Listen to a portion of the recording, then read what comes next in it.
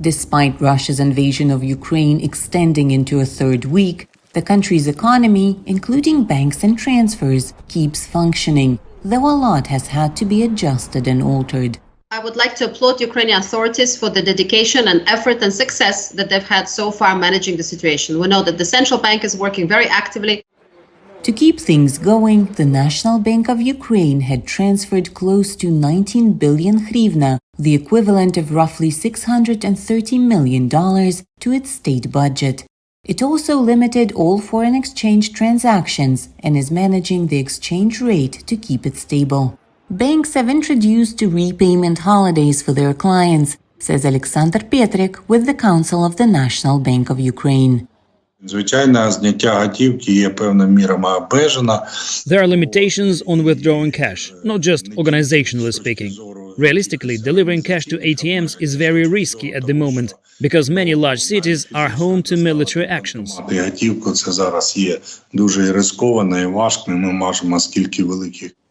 But local businesses have figured out a workaround. Whoever needs cash can get it, and there is another solution that I think is ingenious. It's a win-win. Retailers now work as ATMs. You can get cash at the cash register. That way, we can avoid additional cash-in-transit operations and not risk lives. Still, when a large portion of the economy is immobilized, money gets spent very fast. So on March 10th, the IMF Executive Board approved a $1.4 billion loan to Ukraine. But even that might not be enough. My concern is that the loan so far being discussed might be enough for months rather than a full year financing. So the gap is going to be extraordinary. Rybakova says the invasion will hurt profits and has damaged the country's ability to produce goods. At the same time, the money the government has to spend during an invasion means expenses go way up. But Ukraine can get some additional funds, says Oleg Chury, former deputy head of Ukraine's central bank. I can see the possibility of getting additional funding. Last year, the allocation of SDR equivalent of about $650 billion took place. It would be great if developed countries like the US or European countries could transfer their share of SDRs to Ukraine.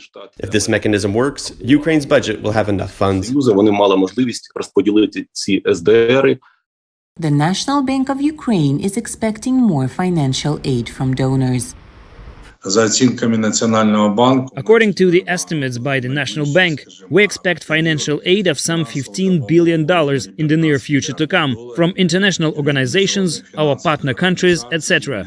The whole world is supporting Ukraine today. Ukraine's economy is having to adjust quickly to a martial scenario. But despite the relative flexibility of government financiers, the country will need international help to stay afloat. For Oksana Bedratenko in Washington, Anna Rice, VOA News.